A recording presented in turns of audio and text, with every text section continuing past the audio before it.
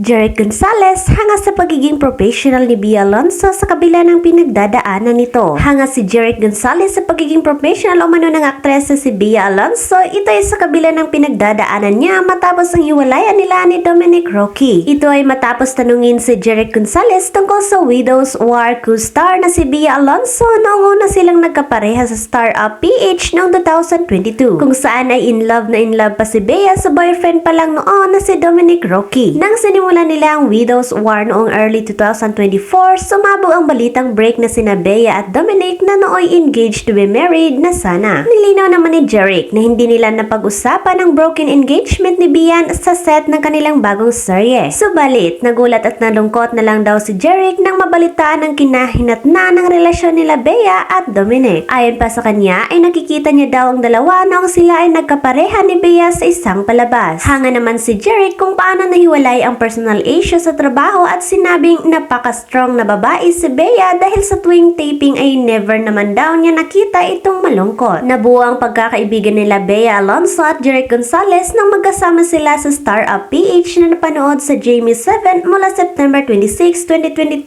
hanggang December 23, 2022. Nasaksihan ni Bea ang pagsusumikap ni Jeric na maging mahusay na aktor kaya kinagiliwan niya ang kanyang Star Up PH co-star. Dahil malapit sila sa isa't isa, hiningi ng cabinet files ang reaksyon ni Jeric tungkol sa marriage proposal kay Bea ng boyfriend nitong si Dominic Roque na naganap noong July 18, 2023. Pahayag ni Jeric, masayang masaya ako for Bea. I know kung gaano siya kasaya ngayon and deserve niya ang lahat ng happiness na natatanggap niya. I'm really excited sa kanila ni Dom. They're a perfect match and they really found each other talaga. I would love to witness their wedding soon. I am super happy for them and good luck sa kanilang bagong journey together. Laman din ng mga balita si Jeric nitong mga nagdaang araw dahil sa sinabi niya sa guesting nila ni Ravea Mateo sa Fast Talk with Boy Abonda na napapagod siya sa kanyang girlfriend na itinuturing naman siya na pahinga. I think that's the beauty in it kasi since hindi kami magkasama sa work, pagdating sa bahay parang siya ang pahinga ko, sabi ni Ravea sa host na si Boy Abonda. Tanong naman ni Boy kay Jeric kung pahinga ka ni Ravea, ano naman siya sa'yo? Pabirong sagot ng aktor, sa kanya ako napapagod. Coincidentally, hindi nagkakalayo ang mga pahayag ni Ravea at ni Dominic, ang fiancé ni Bea. Kapwa nila ginamit ang mga salitang pahinga tungkol sa wagas na pagmamahal sa kanilang mga karelasyon. Sa proposal video na ginawa at ibinahagi ni Dominic sa publiko, nagbitaw siya ng pangako kay Bea na ako ang magiging pahinga mo sa mundong magulo at maingay. Nagpipiesta kamakailan ng mga bida ng upcoming crime mystery series na Widow's War na sina Bea Alonzo, Jen Garcia, Jeric Gonzalez at Rafael Rosell sa naganap na Kapistahan 2024. Nagdala sila ng hindi lang ng saya kundi maging ng kilig sa mga kapusong kapisnon. Nag-iwan din ang performance ni Bea ng marka sa mga kapisnon na hindi nila malilimutan. Hindi matatawaran ang gandang ipinakita ni Bea sa panlabas man o panloob, kaya naman mahal na mahal siya ng mga dumalo sa event.